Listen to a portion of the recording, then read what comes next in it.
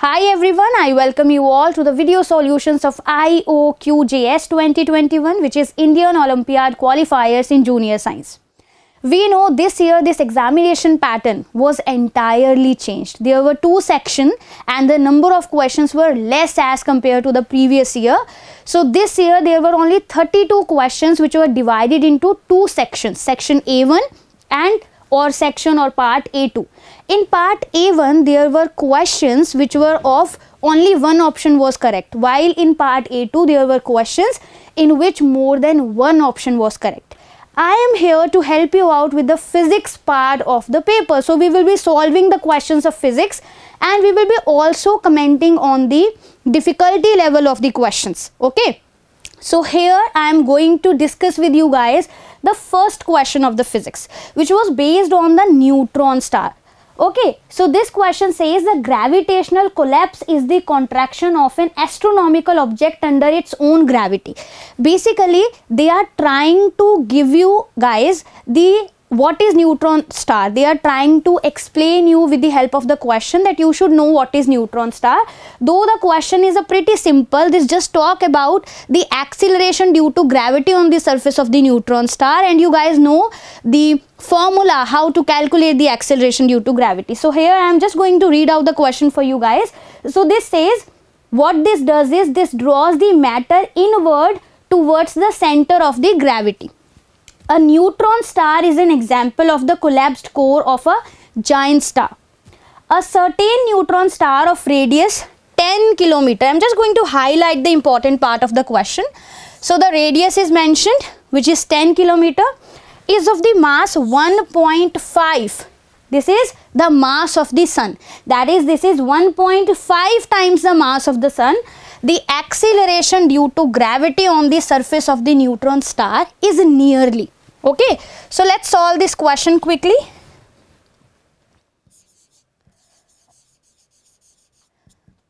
So as I have told you, the question was pretty simple. You guys know what is the acceleration due to gravity on the surface of a planet or on the surface of an object, that is gm by r square. Now here the mass of the neutron star is mentioned to us as 1.5 times mass of the sun. Mass of the sun is approximately 2 into 10 raised to the power 30 kg. Okay, so this will be the mass of the neutron star. The radius is mentioned to us as 10 kilometers, so that will be 10 into 10 raised to the power 3 meter, which will be 10 raised to the power 4 meter. Okay, we know what is universal gravitational constant. This is 6.67 into 10 raised to the power minus 11 Newton meter square per kg square. That's the unit of the gravitational constant. Now when you will substitute all these values in the formula, you will be getting G as 6.67 into 10 raised to the power minus 11 into 1.5 into 2 into 10 raised to the power 30 divided by 10 raised to the power 4 into 10 raised to the power 4, as this is r square. Okay, so when you will calculate it, this will come out to be nearly equal to 2 into 10 raised to the power 12 meter per second square.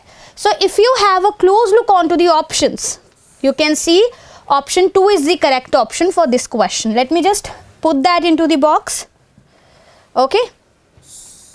So option 2 is the correct option for this question. I hope this question is pretty clear to you guys. Let's have a look on to the next question now. So this question says that tympanic membrane, that is the eardrum, is a very delicate component of the human ear. Typically, its diameter is 1 centimeter. So I'm just going to highlight the important part of the question that is going to help us out in solving the question. So the diameter is given. With the help of the diameter, what we can calculate is the area of the eardrum. The maximum force the ear can withstand is 2.5 Newton. We are given the area, the diameter, with the help of which we will be finding out the area. We are given the maximum force that it can withstand. Now just try to think what with the help of area and force you can find out. In case a diver has to enter a sea water that is having the density 1.05 into 10 raised to the power 3 kg per meter cube without any protective gear, the maximum safe depth for the diver to go into the water is about. See, this question is based on the pressure. Okay, so what is the concept we are going to use over here? Pressure concept. So as the diver is going into the sea, with the depth, pressure is going to increase. And can you find out the pressure? Yes, for sure. We know what is the formula for the pressure. Let's try to solve the question. Pressure is HdG or H rho G, where H is going to be the depth, D is going to be the density that is mentioned, and G is going to be the acceleration due to gravity. This says that we need to find out that without any protective gear, the maximum safe depth. So you need to find out H. We are not given H. But something is mentioned in the question. We are given the diameter of the eardrum with the help of which we can find out its area. So we can find out, bacha, what is the pressure that the eardrum can withstand, the maximum pressure, that will be force upon area. The force that is mentioned in the question is 2.5 Newton. So this will be 2.5 divided by pi r square. So that will be 3.14 into diameter is 1. Okay. So what will be the radius? That will be 0.5 into 0.5. Now bacha, this is centimeter square. So you need to convert that into meter square. So you need to multiply it with 10 raised to the power minus 4. So this is the maximum pressure that the eardrum can withstand or the eardrum can hold. Okay. Now here, what you need to do is you need to equate these two pressures. Okay. So here, let me just mark this as 1. And here, I can write pressure as H. Density is 1.05 into 10 raised to the power 3. And acceleration due to gravity is 9.8. You can also take it as 10 to see where your answer withstand. You can take the approximation value over here as well. So what we are going to do over here is we will be equating these two. So H will be equal to 2.5 divided by 3.14 into 0.5 into 0.5 into 10 raised to the power minus 4 divided by 1.05 into 10 raised to the power 3 into 9.8. Okay. So when you will solve this, this will come out to be H will be equal to 2.5 divided by 3.14 into 0.5 into 0.5. This 10 raised to the power 4 can go to the numerator and this will be 1 upon. See, this is the division sign. So this will be 1 upon 1.05 into 9.8 into 10 raised to the power 3. So when you will solve this, your H will come out to be nearly 3 meter. Okay. So to which depth or to what depth the diver can go without any protective gear is 3 meter. I hope this is clear to you guys. Let me just put that into the box for you. So 3 meter is the correct answer for this question. I hope this question is also very clear to you. Now let's move on to the next question of the paper. So here I have this question number 3 for our discussion, which says two illuminated point objects O1 and O2. Okay, so we have two illuminated point objects. They are placed at a distance 24 centimeter from each other along the principal axis of a thin convex lens of focal length 9 centimeter, and they are placed in such a way that images of both the objects are formed at the same position. Then the respective distance of the objects O1 and O2 from the lens is. So this is what you need to find out in this question. Let's try to solve this question by just having a look onto the ray diagram of the question first. So you can see over here, let me just draw the convex lens. Okay, so this is a thin convex lens as mentioned in the question. this is the principal axis on which the objects O1 and O2 are placed. So let this be object O1 and this be object O2. Further, let me just write down this 2 more clearly. I hope that's visible to you now. Okay, so as per the question, the distance between O1 and O2 is 24 centimeter. So this distance is given to us as 24 centimeter.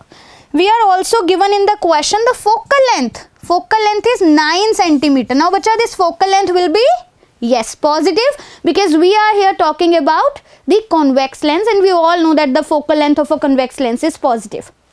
Coming back to our discussion of the question. Now here, if I just consider this distance to be x, this distance if I just consider, this is the optical center and this distance I am considering it as x. Let me just write down this more clearly. But if this distance is x, what will be the distance of O2 from the lens? This distance will be, this distance is 24 minus x. Is that clear to you guys? Further, the question says the image of both O1 and O2 is formed on the same place or at the same point. So let this be the position of the image. Okay, so this be the position of the image. Let it be O dash. What will be the image distance actually? That will be V. Okay, so this is V. That is the distance of the image from the lens. Now out of these two objects, for one object image will be virtual and for the other object image will be real.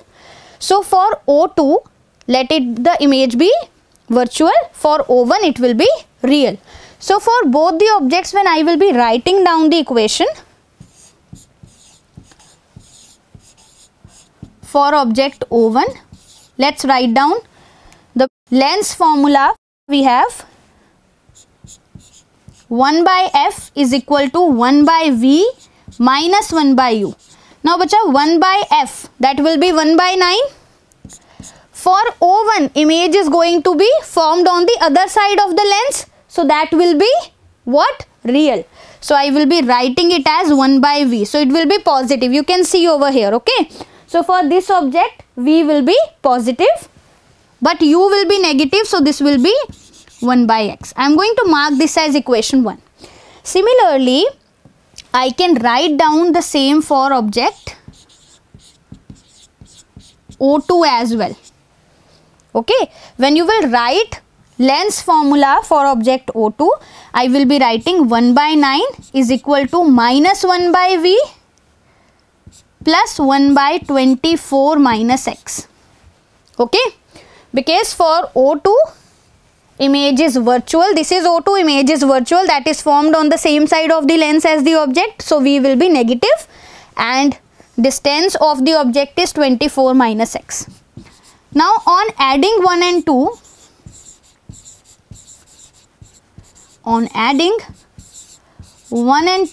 we will be getting 2 by 9 onto the left hand side. That will be equal to this 1 by v and minus 1 by v will get cancelled out with each other. So I will be having 1 by x plus 1 by 24 minus x. So 2 by 9 will be equal to x 24 minus x in the denominator. In the numerator, this will be 24 minus x plus x. So that gives me 24 by x 24 minus x. On solving it further, I will get 1 by 9 as 12 upon 24x minus x square. On cross multiplication, I will get 24x minus x square is equal to 108. And this gives me quadratic equation x square minus 24x plus 108 is equal to 0. When you will split the middle term, you will get the values of x as 18 centimeter or 6 centimeter.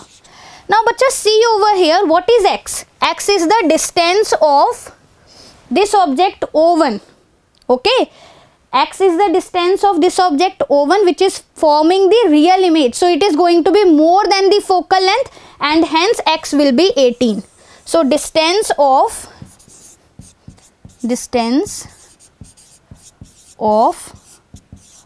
object O1 from the lens is equal to 18 centimeter, and distance of object O2 from the lens is 24 minus 18, that is 6 centimeter. So if you have a closer look onto the options, you can see over here that in this question option B is the correct option. So I'm just gonna highlight that for you guys.